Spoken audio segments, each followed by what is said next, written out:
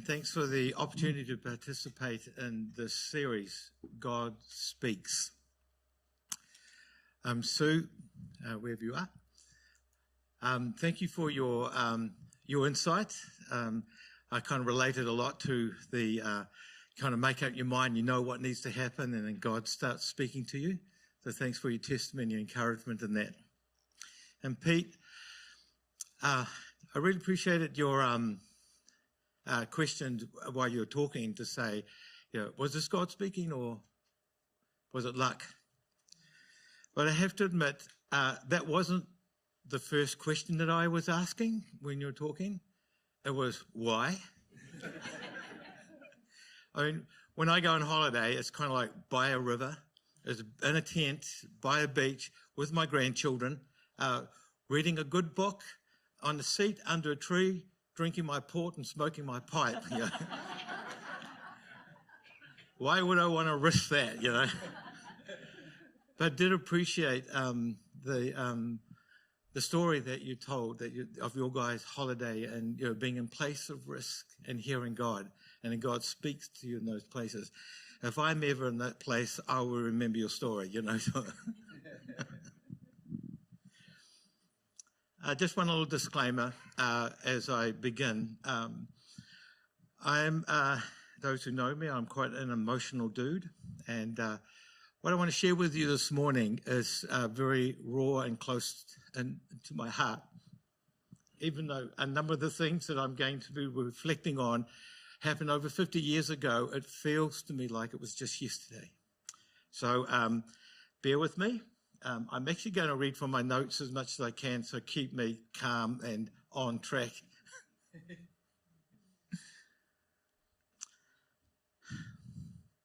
Today I want to share about the way God speaks to people who do not know him yet, who do not like him, who feel hostile towards him, or who are convinced that he doesn't exist. And I want to begin with a simple truth. God's native language is love. We often imagine that if God was going to speak, he will speak in a dramatic voice from heaven, through thunder, through lightning, or in some unmistakable sign. But very often, God speaks through patience, through kindness, through hospitality, through mercy, through friendship, and through truth. He speaks through love before we even can recognize the language that he is speaking, and that is my story. I didn't recognize God's voice first when he was speaking to me. It was because he did not speak to me in a way that I expected. He spoke to me in his language, love. I know this because I was one of those people. I did not like God. I was hostile towards him. I worked very hard to try and prove that he didn't exist. But even while I was rejecting God, resisting him, and trying to push him away, God was already speaking to me. One late night when I was sitting in a bus shelter, feeling very sorry for myself, I was in a dark place. I was struggling with suicidal thoughts. I believed that no one could like me. I believed that no one would employ me, and no one certainly would want to marry me. I felt I had no hope. I had no future. And in that place of depression, of self-pity, of deep loathing and hopelessness, I sensed the voice of God saying to me, I like you just as you are. In that moment, a light came on in my soul and help, and something shifted in me. My life began to change dramatically from that time forward. For a long time, when I told the story to people, I would say to them, God spoke to me in a bus shelter. And that was true, but it wasn't the whole truth. Over time, I came to realize that the words that I heard that night was not the beginning of the conversation. They were the moment when I finally recognized the voice that had been speaking to me for a long time. I was a troubled teenager. I hated my family. I was constantly in conflict with my siblings. I said horrible and hurtful things to my mother and ending up having a fist fight with my father. I told my family, I'm out of here. I'm leaving and I'm never coming back. I wanted to get as far away as I could from them. So I fled to Wellington. Go figure. But love followed me. Even after I had been cruel and nasty to my mother, when she found out where I had gone, she made contact with my family, who I did not know, lived in Wellington, and asked if they would look out for me. That was God speaking to me through a mother's love. A love that would not let me go. A love that cared more about my well-being than about the hurt that I'd caused. Sometimes we think that God speaks to obedient, respectful, and hopeful, faithful people and people who already believe in Him, but that's not my story. God was speaking when I was angry. God was speaking when I was running. God was speaking when I was not even wanting to listen. One of my cousins found me, and even though I was hostile and dismissive of him, he took me in, gave me a bed, fed me, and let me share in the warmth of his family life. I did not know it then, but God was speaking to me through generous hospitality. I also carried a deep pain and a great secret. I was entering my adult life illiterate, and I could not bear the thought of anyone finding out. That fear made me standoffish and reluctant to form close relationships with other people because I was terrified that they would find and discover what I was hiding. My cousin seemed to understand my struggle, and he still offered me a labouring job in his building company. Again, God was speaking. This time, his voice came through unconditional kindness, practical help, and friendship.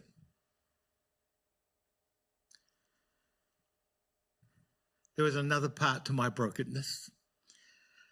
When a person carries a massive inferiority complex, they can begin to fabricate things about themselves. In plain words, they lie. And when you get caught in a lie, you lie again to escape the shame.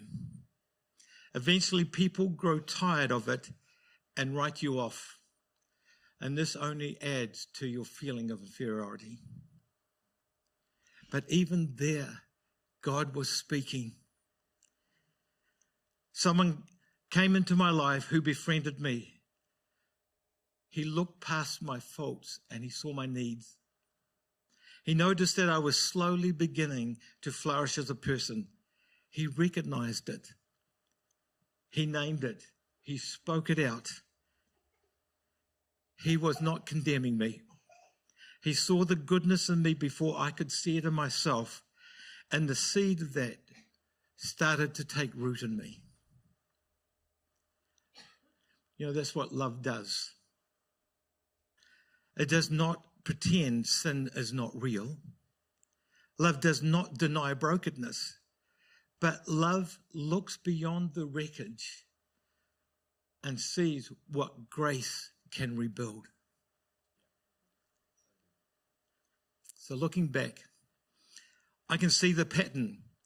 God had been speaking through my mother's concern, my cousin's hospitality, a job offer, an offer of kindness, friendship that stayed near, and words that called out the good in me.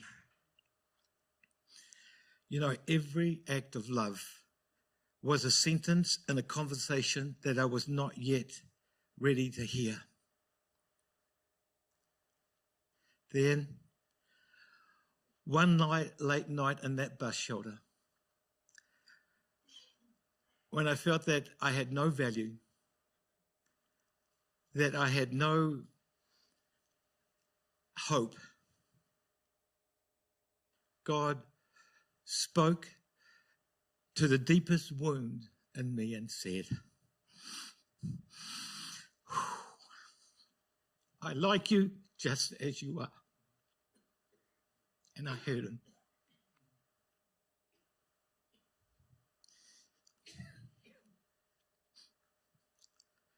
That sentence did not excuse anything in my life. It did not mean that I didn't need to change. I needed healing. I needed forgiveness. I needed transformation.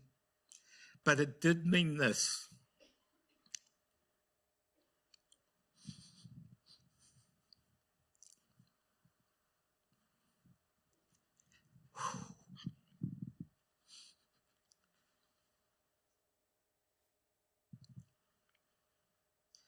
Before I could become the person God was calling me to be, I needed to know He loved me just as I was.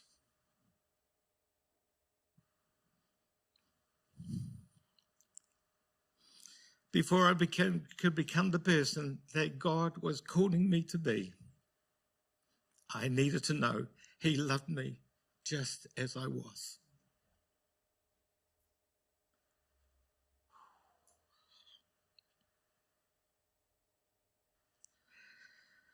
So what does this mean for us?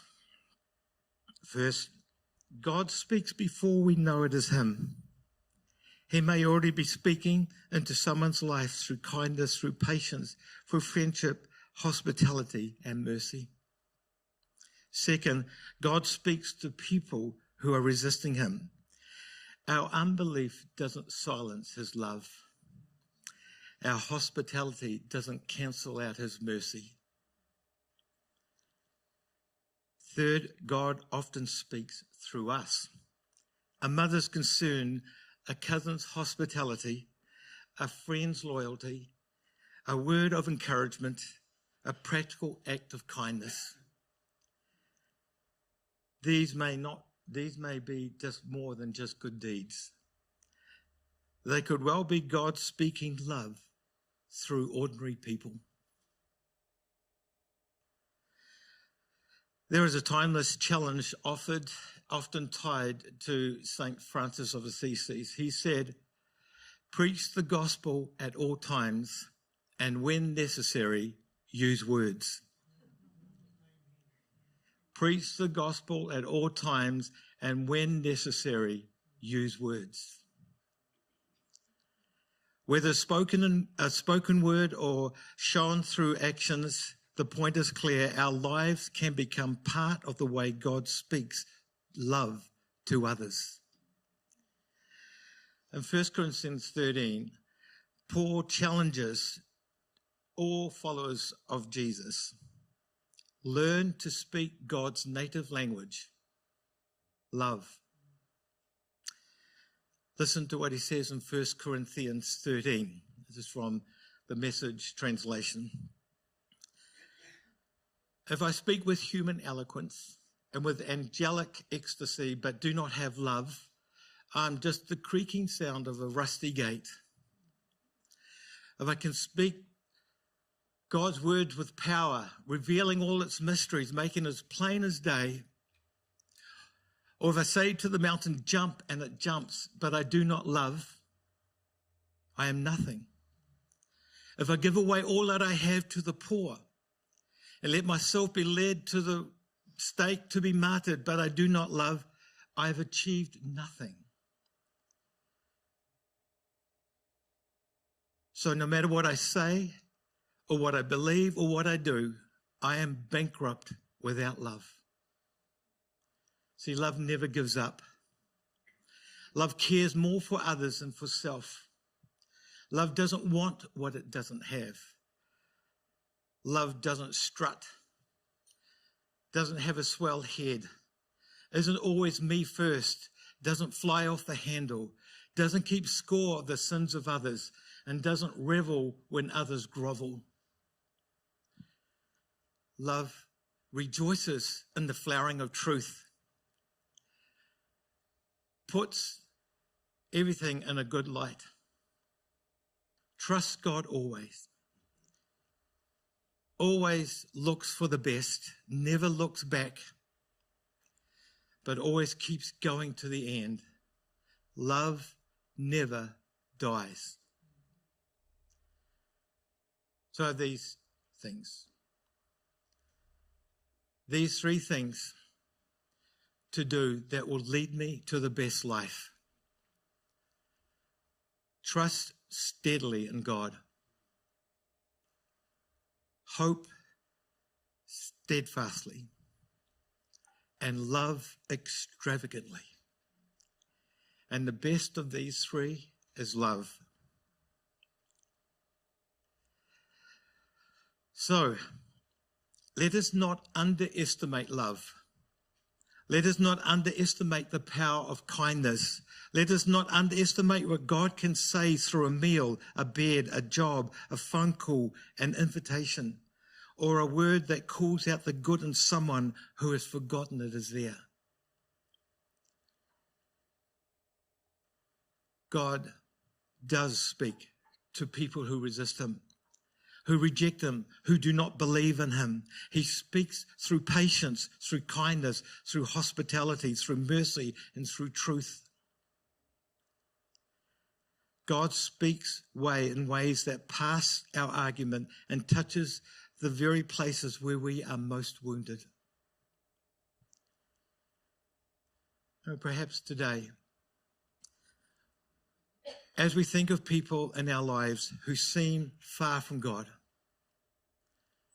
the invitation is simple. Keep loving them. Keep showing kindness. Keep speaking truth with mercy. Keep making room at the table. Because God's native language is love. And when love speaks, even the most resistant heart can begin to hear. God speaks love. Amen. Thank you.